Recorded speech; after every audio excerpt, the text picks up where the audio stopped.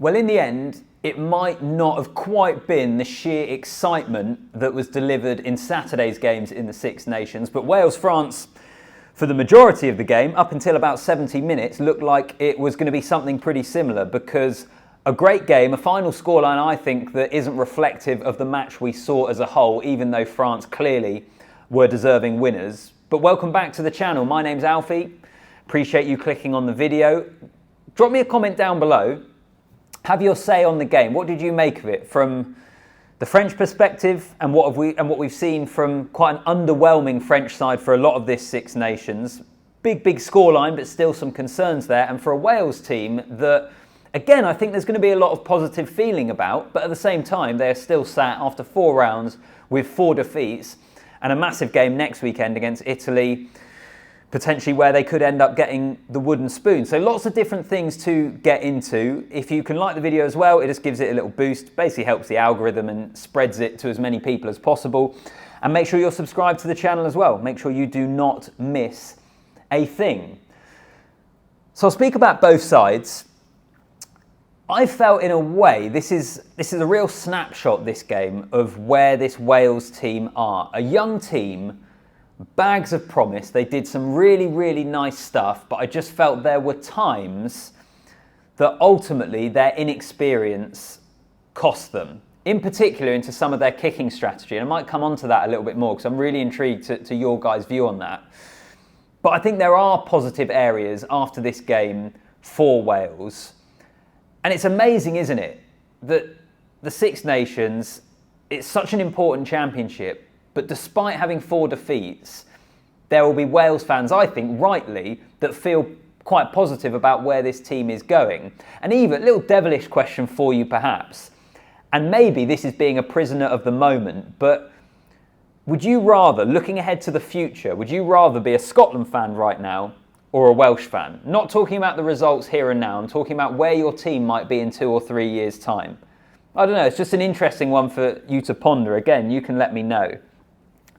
But let's start with some of the positives for Wales. Their red zone efficiency was unbelievable. I don't know if it finished this way, but there was a point in that game where they had 3 entries into the 22 and they'd come away with 21 points. They had 7 points per entry, the maximum amount.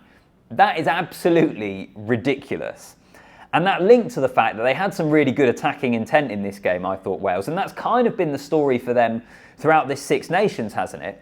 When Wales have got the ball in hand, when they've been able to get in areas of the field that they can actually attack, they look really good, which actually is a real compliment, because you look at that back line today. All right, Thomas Williams at 9 is a good, experienced 9, but you've got a young guy at fly half in Sam Costello that is learning his trade, not only as a professional, but learning his trade in the international game. You had Owen Watkin and Joe Roberts in the centres, inexperienced centre pairing. A lot was made of no Nick Tompkins, no George North. I suppose you've got Rio Dyer and Josh Adams on the wing. Both of those guys have a bit of experience now. Dyer is still developing. In fact, I'll get on to him. And then you had the fullback, Winnett, the fullback, whose name escaped me for a brief second. It's quite an inexperienced backline is the point I'm getting at, but the fact that they still look good in their attacking game when they can start to spread it through the phases, I think is a big compliment for this Welsh team. But there are work-ons, and I think a big part of that is what I've just mentioned. They look good when they can get in the right areas of the field. The problem, I think, at the moment is their ability to get in the right areas of the field, and in particular, their kicking game. Am I onto something here, or am I making a bigger issue of it than needs to be? Has Wales's kicking game this Six Nations been really poor overall?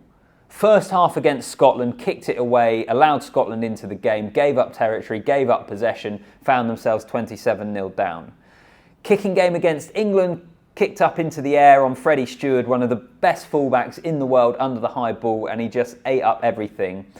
And again in this match, I felt the periods of this game where France were able to get back into it, in particular in the first half. In the second half, after that Welsh try early on, it was pretty much all French dominance. But in particular in that first half where they were going back and forth, I felt a lot of the good stuff that France were able to do in terms of putting Wales under pressure came off the back of Wales kicking the ball away, the kick chase not being that good, the kicks being a little bit too long. I just wonder whether that's an area that tactically the kicking game Wales need to improve, which I think would make sense because you've got Costello at fly half, as I've mentioned. You've got Winnett at fullback, 2 young players, and maybe it is just a case of they have to learn there. They have to improve in that area. That was one of my major takeaways, really, watching this game. And again, do let me know if you agree with me, or am I making too much of that one particular area of the game. It was something that struck me when I was watching it, though.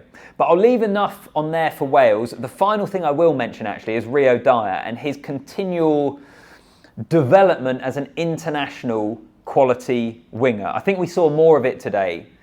There maybe just seems to be more conviction in his game, more conviction in his carrying with what he's trying to do. I was really impressed with him, actually. I thought he did a great job.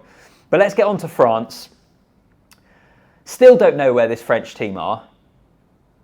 Far from perfect. Far from where we have seen this French side in pretty recent history, looking back just to last year.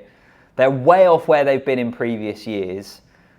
But they've still put 45 points on Wales away from home. They've dominated territory, they've dominated possession. At times, in an attacking sense, we saw some of the flair that they have in this team, and towards the end we saw some of the power that they have in this team as well. Their scrum looked good. There are loads of positives to speak about, but I think there will still be question marks about exactly where they are. And I suppose from the French perspective, the big concern is going to come from how they allowed Wales to keep getting back into the game. The red zone efficiency of Wales that I spoke about, as much as that is a positive from a Welsh perspective, France will look at themselves defensively as well with some of those tries that they conceded and some of those lapses in concentration. And I think that will be an area that England will look at with France in this Six Nations and think that it's something they could potentially exploit as they head to Lyon on the final weekend next weekend.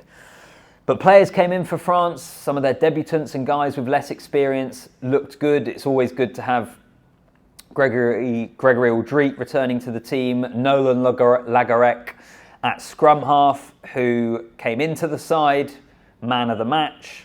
Brilliant performance, I think, from him at 9. It's been kind of Maxime Lucu who started there, maybe hasn't had his best performances. Maybe Lagarec is going to be the guy that kind of becomes the understudy to Antoine Dupont once Dupont returns to the team. But there are loads of positives for France. Like when you list them, as I did there, in terms of the scrum and their attacking play and some of the elements they have there, yeah, it's kind of what I feel with France this Six Nations. They have not been good. They could have easily have been 3 defeats from 3 coming into this game if they hadn't had that fortunate call against the Scots and if Garbisi hadn't knocked over that penalty at the end of the game when they faced Italy. But you still feel like the nuts and bolts are there. The question really is if they can remould it into a package that is more consistent. We shall wait and see. There is still a big question mark, I think, over them in this Six Nations.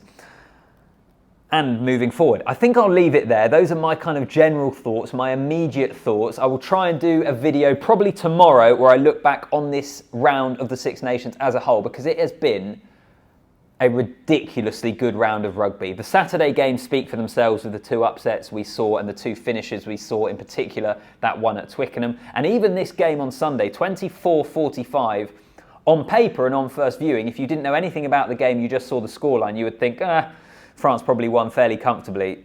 It was so far from being the case. Wales, with a great effort, I think at the moment it is just maybe a bit of a reflection of where this team are. Some naivety, some inexperience creeping in. But I can understand why Warren Gatland, particularly after the England game, is saying he thinks in a few years this is going to be a good Welsh side. I think they have the potential there to be able to grow. So comment down below, like the video, and make sure you subscribe to the channel as well. Appreciate you watching, appreciate you giving me your time. Trust me, it does not go underappreciated. So enjoy the rest of your Sundays. I'll see you in the next one.